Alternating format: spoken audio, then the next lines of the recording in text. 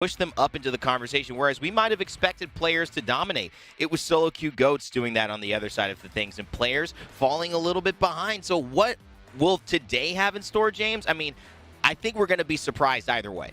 Yeah, I wouldn't be surprised if we saw the names like Solaris, Gang making some statements today, Reply Totem as well. There's a lot of teams who could pull out victories in these individual games. Of course, the overall will be important as well, but there'll definitely be a lot of people vying to take away games from the usual suspects. If you guys want to watch the other side of the bracket, B versus D, that is happening today as well, simultaneously. And these are the teams that'll be shaping up in here. IG International, Alliance, some notables, Guild Esports as well as Magicians, and even all the way to Zeta Division and Nemesis, as well as Fenerbahce, who have had really solid days back to back to back. Can they put it together, though, to get the job done? That's really the question we're going to be asking today, James. Yeah, absolutely. A 69 IQ will definitely be a team to look out for there. I think they had a good day yesterday, if I'm not mistaken, but they're definitely a team who can certainly threaten the teams towards the top. So if you're over watching that stream, then you'll definitely want to look out for those guys as well.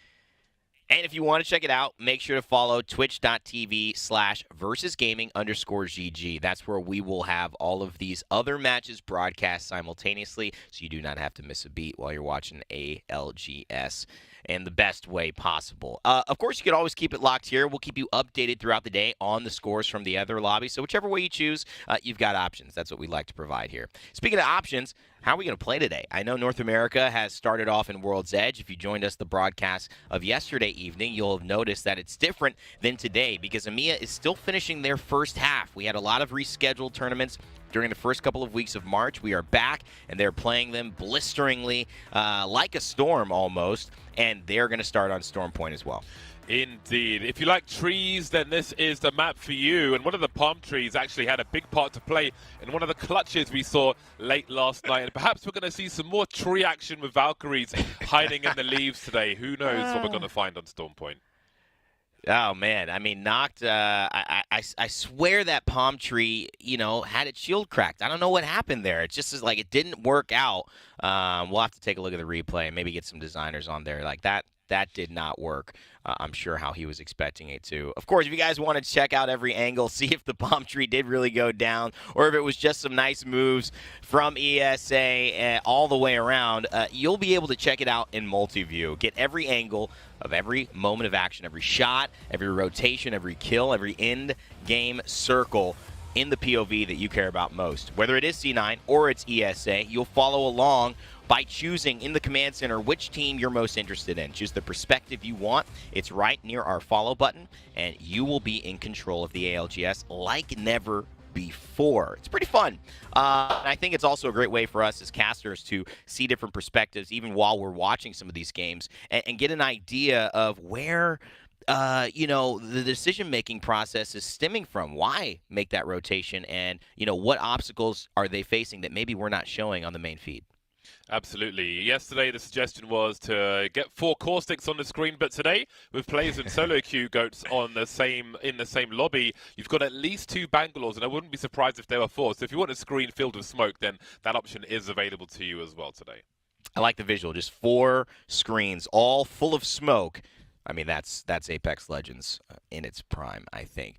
We've got some teams, though, that, speaking of in their prime, have question marks for us, but the best kind of question marks because it can go either way, and we're excited for either result. Each day, we set up a few teams that we particularly set our eyes on to perform well or maybe surprise us in this broadcast. So today, let's check out the teams we're going to be looking at in this broadcast.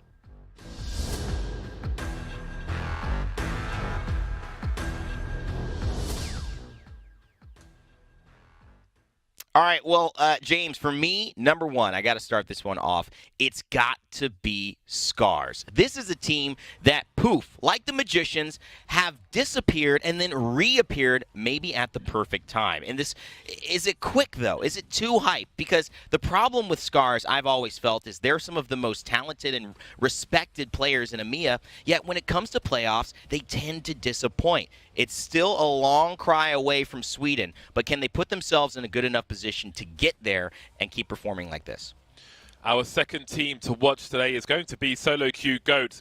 they have had a roaring start to this split, something which hasn't always been the case with the composition they like to go for, struggling with the Bangalore and lacking other things that teams will have going in their favor. But this time, they find themselves at the top of the leaderboard and having a fantastic day today. People following their example with the smoke control and so on, but can they keep the consistency through today?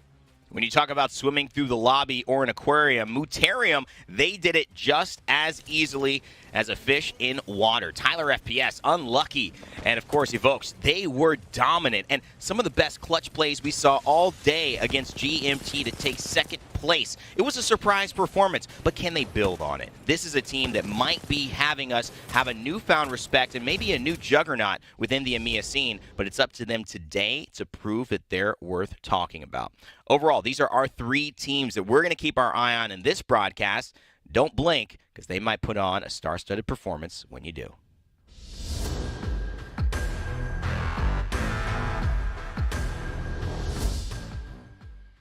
All right, James, you know the commands. No blinking at all, and game about to start. But maybe, I think, if you close your eyes, you'll see that we have, hopefully, and pray, a different talent prediction besides the ones we have had. We have lost yesterday to Tom, and we have always had 2 go the same team. It is still going to be the same. I'm waiting for just the 4-person struggle to the top.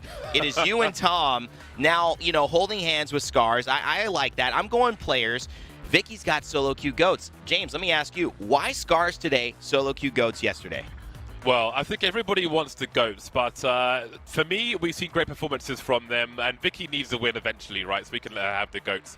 Spectacle Squad have gone for Scars, and I think it's because last split, I feel like, was disappointing. Scars was a big name coming into that with some of the results they had in 2011, but they were quite lacking, I feel like, and we've seen some promise from the team. They're starting to creep up the table, and it's partly a hopeful pick in that I want to see them continue to be back where we expect them to be, towards the higher end of the table. So I'm hoping they'll be able to pull out a nice performance today.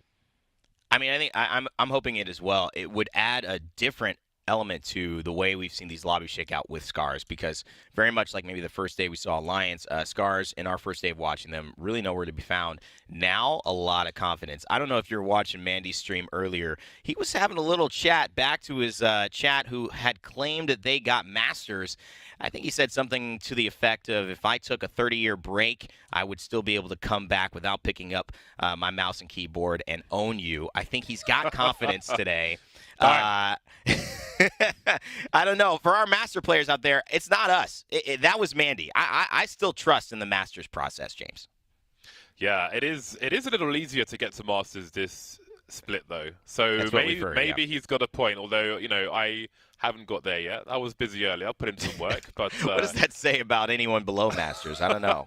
Yeah. I don't know if we can dive too deep into that psychological analysis. Either way, the point is, Mandy's feeling confident. He likes the trash talk. I think when you win and you come off a big day like you did yesterday, you start to feel confident. And I think that might be what Scars needed. RPR, big in-game leader. I remember him, Hal, Sweet. I think maybe Hockey's was in there. They had a big stream in the midst of playoffs. Or it was the championship last year, where in the middle of some of these days, they were just talking. What's it like to be an in-game leader? What does it mean? What are the things we're seeing in Europe that you're seeing in North America? What are the challenges of doing it on a Wraith versus doing it on, a Gibby? Or why are you picking, in that time, it was an Octane that was very heavy into the meta. Really intelligent, really, really respected, and also a VTuber. We got to bring that up as well. He's bringing up a lot of different dynamics to his play. But I think, James, it also shows the eclectic nature and how well versed he is in being able to navigate these situations. Maybe he's just hit another level as well. Yeah, perhaps he has, but you got to put your money where your mouth is and show up on the server today. Again, it's one thing to show up on one day, but it's another thing to be consistent as well. And I think a lot of people are wanting Scars to really put those Scars back into the arms and legs of their opponents, because it has been missing, and I think we all want to see them doing much better. But to briefly touch on the Octane, we did see at least one Octane in EMEA yesterday. Didn't see much of them, so I don't know how successful it was, and if we're going to see some more pads here and there, just a rogue pad somewhere around the map, but I wouldn't mind seeing it at least. You're right. I remember a revive that was attempted there with an Octane pad. Didn't get to see the Octane, but the Octane's remnants still impacting the lobby in a very, very important way. You know, we have some of these standings to just give you for EMEA to set the table, and I think that it would be a great way to start today, just so you guys can see where everything really lies. Scars, with their performance yesterday, the team we've been talking about, Mandy, Taishin, RPR, they are at 34 points, but that still puts them at 8th.